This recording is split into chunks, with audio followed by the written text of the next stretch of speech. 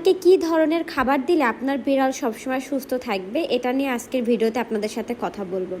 Hello everyone, আসসালামু আলাইকুম। আজকে রাতের খাবারে ছিল হচ্ছে রুই মাছ আর মিষ্টি কুমড়ো। মিষ্টি কুমড়ো আমি ট্রাই করি প্রতি সপ্তাহে, মানে প্রতিদিনই দেওয়ার ট্রাই করি মিষ্টি কুমড়ো, কারণ ওদের আলহামদুলিল্লাহ পেট খারাপ হয় না। পেট খারাপ হলে সেক্ষেত্রে অনেক টাইমে দেখা গেছে যে আমি জাস্ট চিকেনটা দেই। কুমড়োর সাথে আপনারা গাজর অ্যাড করবেন, গাজর দিলে ওদের জন্য খুবই ভালো। তো আমি সবসময় তো মিষ্টি কুমড়ো গাজর এইসব দিয়ে ওদেরকে মেখে দিই। যখন চিকেন দিই চিকেনের সাথে এটা। এখন আসি আপনাদেরকে কেন বললাম যে কোন খাবারটা দিলে আপনার বিড়াল সুস্থ থাকবে। অবশ্যই খেয়াল করতে হবে বিড়ালের খাবারের রুটিনটা। ওদের রুটিনে আপনি এমনভাবে রুটিনটা বানাবেন যাতে হচ্ছে খাবারে একটা থাকবে যে আমি দুপুরবেলা চিকেন দিচ্ছি, রাতে ফিশ দিব। অবশ্যই ফিশের সাথে আপনি যে কোনো একটা সবজি অ্যাড করবেন, মিষ্টি কুমড়ো গাজর এগুলো অ্যাড করে দিবেন।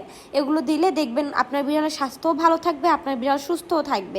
মিষ্টি কুমড়ো গাজর এগুলো কিন্তু বেশ পানি বের হয়, আর এগুলো খেলে ওদের শরীরে পানির ঘাটতিটাও কিন্তু কমে যায়। সবসময় ওদেরকে একটু লিকুইড টাইপের খাবার দাবার ট্রাই করবেন। আপনারা অনেকেই বলেন যে আপু আমার বিড়াল একদমই খেতে চায় না, সারাক্ষণ ক্যাট ফুড খায়। আপনারা কেন ক্যাট ফুড দেন? 24 ঘন্টা কি একটা বিড়ালে কখনই কি খাবার হতে পারে ক্যাট ফুড? একদমই না।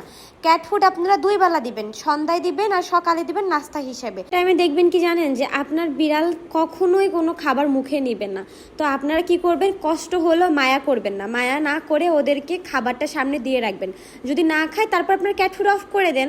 তারপর যখন দেখবেন যে না ওরা খাচ্ছে, প্রপার এই খাবারগুলো খাচ্ছে, তারপরে আপনারা ক্যাট ফুডটা নাস্তা হিসেবে অ্যাড করবেন। বাট কখনোই ক্যাট ফুড খাওয়ানোর অভ্যাস করবেন না বিড়ালকে 24 ঘন্টা।